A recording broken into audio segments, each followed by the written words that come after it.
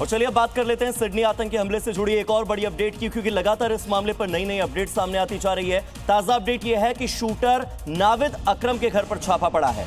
परिवार को हाथ ऊपर करके बाहर निकाला गया और परिवार को घर से बाहर निकाल दिया गया है। शूटर नाविद अकरम के घर पर छापा पड़ा है। बता दें कि ये दोनों बाप बेटे थे, पिता पुत्र थे रिश्ते में। एक हमलावर मारा गया है। जो हमलावर मारा गया है वो पिता था और उसका जो बेटा है वो अभी जख्मी है। परिवार को हाथ ऊपर करके घर से बाहर निकाल दिया गया। आज जैन तीर्थंकर भगवान पार्श्वनाथ की जयंती है और देश दुनिया में बसे तमाम जैन समुदाय के जितने लोग हैं, जैन समाज के जितने लोग हैं, वो इस पर्व को श्रद्धा, आस्था और भक्ति के साथ मना रहे हैं।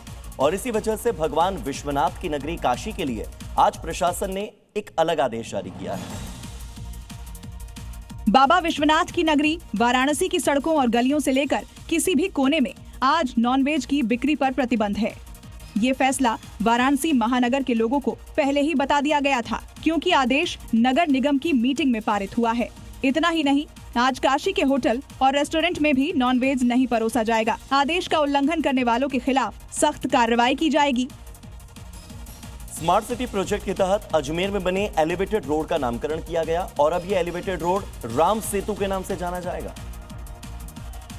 राजस्थान विधानसभा अध्यक्ष वासुदेव देवनानी ने अजमेर में एलिवेटेड रोड की तीसरी भुजा पर बंद पड़े यातायात को शुरू किया। इसके साथ ही एलिवेटेड रोड का उद्घाटन और नामकरण किया गया। वासुदेव देवनानी ने इस मौके पर कहा कि ये राम सेतु न सिर्फ अयोध्या में बने भव्य राम मंदिर को समर्पित है, बल्कि जन जन की आस्था का प्रतीक भी है। राम सेतु के शुरू हो जाने से ख्वाजा मोइनुद्दीन चिश्ती के सालाना उर्स शामिल होने आने वाले भक्तों को भी काफी राहत मिलेगी। ऑस्ट्रेलिया में हुए आतंकी हमले का असर अब भारत में भी दिख रहा है। इस आतंकी हमले के बाद अब भारत में रह रहे जितने भी यहूदी समुदाय के लोग हैं उनके लिए हाई अलर्ट जारी किया गया है। मुंबई की बात करें तो सुरक्षा व्यवस्था मुंबई में और ज्यादा बढ़ा दी गई है। सिडनी में हुए हमले के बाद भारत की केंद्रीय एजेंसियां सतर्क हो गई हैं। भारत के जिन इलाकों में यहूदी आबादी है वहां सुरक्षा सख्त है।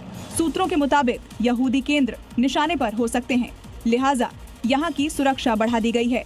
मुंबई के चाबर्ड सेंटर यानी नरीमन हाउस के आसपास भी पुलिस का पहरा है। मुंबई के अलावा दिल्ली और बेंगलुरु में भी एहतियातन सुरक्षा के इंतजाम बेहतर कर दिए गए हैं।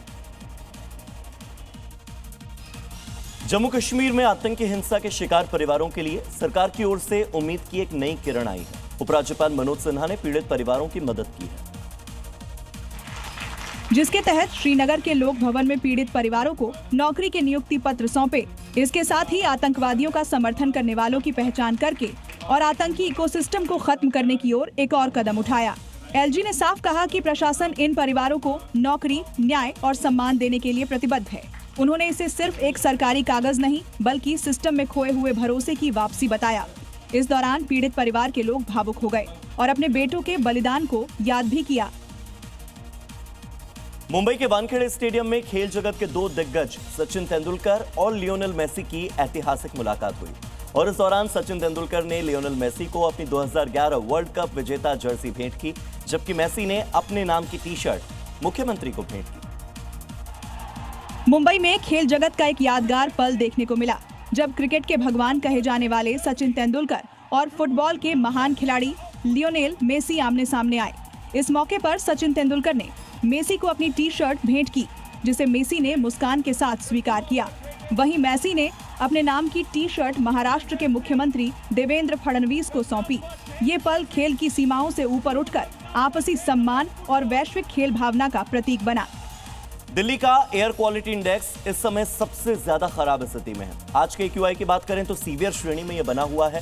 ग्रेड 4 के नियम लागू होने के बाद से तमाम निर्माण कार्य तो रुक ही गए हैं, लेकिन हालात सुधरने में अभी थोड़ा वक्त लगेगा। राजधानी दिल्ली की एयर क्वालिटी इस वक्त गंभीर संकट के द्वार से गुजर रही है।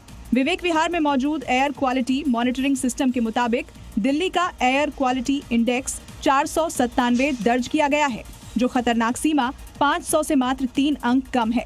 ये हालात दिखाते हैं कि दिल्ली की हवा आपातकालीन श्रेणी में पहुंच चुकी है। विशेषज्ञों का कहना है कि इतनी खराब हवा का सीधा असर बच्चों, बुजुर्गों और सांस संबंधी रोगियों पर पड़ सकता है। जम्मू कश्मीर में गुरेज की तुलैल घाटी में ताजा बर्फबारी हुई है। दरअसल तुलैल घाटी अभी तक पर्यटन के लिहाज से काफी अछूती है, इसीलिए शांत और प्राकृतिक बनी हुई है। ट्रैकिंग, फोटोग्राफी, बर्ड वॉचिंग और मछली पकड़ने के लिए इसे बेहतरीन माना जाता है। जम्मू कश्मीर में गुरेज की तुलैल घाटी के ऊपरी इलाकों में ताजा बर्फबारी दर्ज की गई है, जिससे पूरे इलाके में शीतलहर का असर बढ़ गया है। बर्फ की सफेद चादर से पहाड़ और मैदान ढक गए हैं। बर्फबारी के चलते तापमान में तेज गिरावट आई है और पारा शून्य से नीचे पहुंच गया है। स्थानीय लोगों को ठंड से राहत की बजाय मुश्किलों का सामना करना पड़ रहा है। हालांकि किसानों और पर्यटन से जुड़े लोगों के लिए ये बर्फबारी आने वाले मौसम के लिहाज से अच्छा संकेत मानी जा रही है। मध्य प्रदेश के रायसेन में आखिरकार एक मंदिर को कब्जा मुक्त करवा ही लिया गया, लेकिन इसे प्रशासन ने नहीं बल्कि खुद हिंदुओं ने अतिक्रमण मुक्त करवाया। मंदिर पर कब्जा करने वाले बाबर जैसे लोगों को चेतावनी भी दे दी कि अगर वो मैदान में हैं और हर मंदिर की रक्षा वो खुद ही कर लेंगे। हिंदुओं का ये गुस्सा प्रशासन के खिलाफ था, जो मंदिर से कब्जा नहीं हटवा पाया, जिस पर कबाड़ कारोबारी शानू मियां ने कब्जा कर रखा था। प्रशासन के ना सुनने पर हिंदुओं ने फावड़ा और हथौड़ा उठा लिया। चेतावनी दी कि अब वो किसी मंदिर पर कब्जा नहीं होने देंगे, चाहे फांसी पर लटकना पड़े। हो जाने दो, फांसी भी हो जाए। जो यहाँ का अतिक्रमण दस्ता है, उन्होंने मुसलमानों की नाम की चूड़ियां पहन रखी हैं। हिंदू समाज सक्षम है हटाने के लिए। कब्जा हट चुका है, मंदिर अतिक्रमण मुक्त हो चुका है।